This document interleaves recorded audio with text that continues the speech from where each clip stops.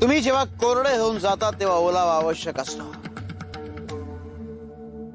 आणि हा ओलावा फक्त बाहेरून मिळत नाही, तर तो आतून समर्पणातून श्रद्धेतून प्रकट होतो.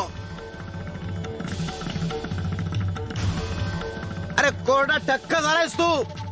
घे घे, सामावून घे तुझ्यात. स्वामी, तुम्ही या दगडावर अभिषेक करताय की अजून काही? अभिषेक हे केवळ बाह्य कृत्य आहे, पण या दगडावर अभिषेक ही एक अनुभूती आहे.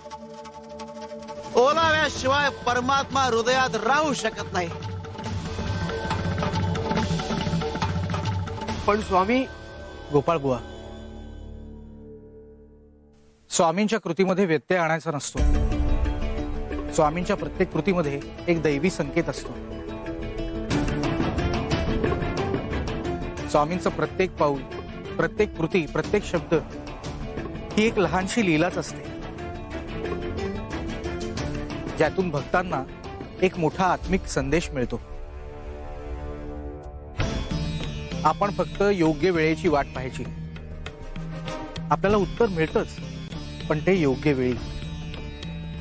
हो बाळप्पा भाऊ, हे अगदी खरं आहे. श्री स्वामी समर्थ.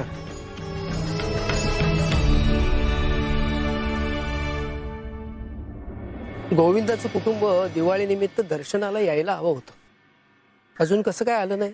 श्रीरामाची भक्ती करतायत ते. श्रीराम सदैव सांभाळून घेतो.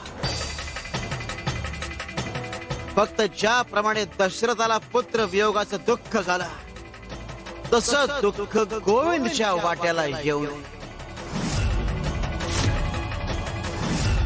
स्वामी, त्याचा अर्थ काय? भक्ती ही फक्त कर्म नाही, तर एक अनुभूती आहे, समर्पण आहे. भक्तीचा मार्ग सोपा नसतो. प्रत्येकाला आपल्या भक्तीचा परीघ ओळखावा लागतो. शिव शंकर शंभो.